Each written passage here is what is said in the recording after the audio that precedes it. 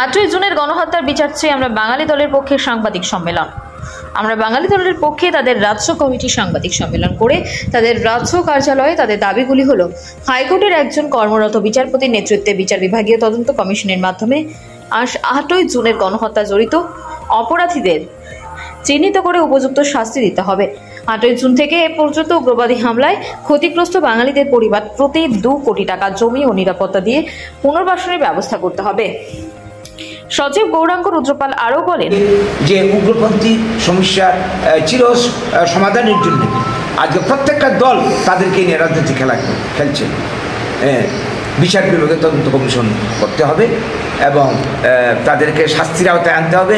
2, যারা ক্ষতিগ্রস্ত হয়েছে বাঙালিরা, বিশেষ করে উপজাতিদের ক্ষতিপূরণ তারা পেয়ে গেছে, তাদেরকে প্রত্যেক পরিবার পিছু 2 কোটি টাকা করে দিতে হবে এবং জমি দিতে হবে যারা যেই জমি হারিয়ে এসছে এবং তাদেরকে পুনর্বাসনের ব্যবস্থা করতে হবে।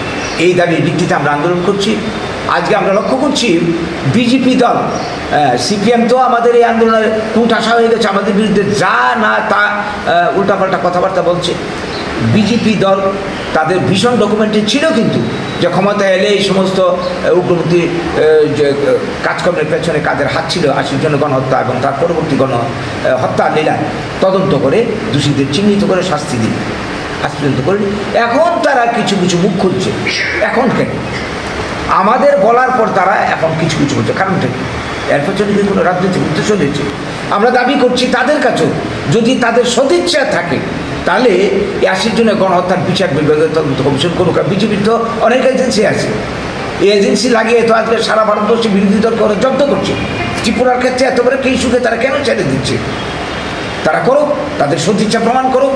যদি তা না করে তাহলে আমরা বুঝে নেব যে রাজনৈতিক মুনাফার জন্য এই বাঙালি সেন্টিমেন্টকে হাতিয়ার করার জন্য তারা এটা ব্যবহার করছে। আজকে কেউ কেউ বলছে আমরা বাঙালিকে দাগিয়ে দিচ্ছে, বিশেষ করে সিপিএম, আমরা নাকি বিজেপি সুরে কথা বলছি। এটা কী ধরনের কথাবার্তা? বিজেপির বিরুদ্ধে আমাদের লড়াই, এনআরসির বিরুদ্ধে আমাদের লড়াই। এই যে সারা ভারতবর্ষ জুড়ে বাঙালিদেরকে বাংলা ভাষা বলার অপরাধে বাংলাদেশি বলে দাগিয়ে দিয়ে বিচারণ করা হচ্ছে, পুষব্যাক করা হচ্ছে, তাদের বিরুদ্ধে লড়াই। কাজে এই কথার কোনো মানে আছে? আমরা বাঙালির স্বার্থের বিরুদ্ধে, অস্তিত্বের বিরুদ্ধে যারাই আইন করছে, যারাই পদক্ষেপ নিচ্ছে, কংগ্রেস বুঝি না, সিপিএম বুঝি না, বিজেপি বুঝি না, তাদের সবাই বিরুদ্ধে আমাদের লড়াই। আমাদের লড়াই বাঙালির অস্তিত্ব, অধিকার রক্ষার লড়াই, সাংবিধানিক অধিকার রক্ষার লড়াই। কাজেই আজকের এই বার্তাটুকু আপনাদের মাধ্যমে রাজ্যবাসীর কাছে দিতে চাই এবং আমাদেরকে নিয়ে, বাঙালিদেরকে নিয়ে যারা এই ধরনের রাজনীতির খেলা খেলছে সাবধান করে দিতে চাই। বাঙালি এখন চেতনা জাগ্রত হচ্ছে, বাঙালি ধীরে ধীরে বাঙালি উপলব্ধি করতে পারছে যে কংগ্রেস, সিপিএম, বিজেপি কোনো দল বাঙালির বন্ধু নয়। স্বাধীনতার পর থেকে ভারতের ভূমিপুত্র বাঙালি এই অভিজ্ঞতা ধীরে ধীরে এখন হচ্ছে। কাজে আগামী দিনে বাঙালি জাগরণ হতে বাধ্য তার অস্তিত্ব অধিকার রক্ষার জন্য।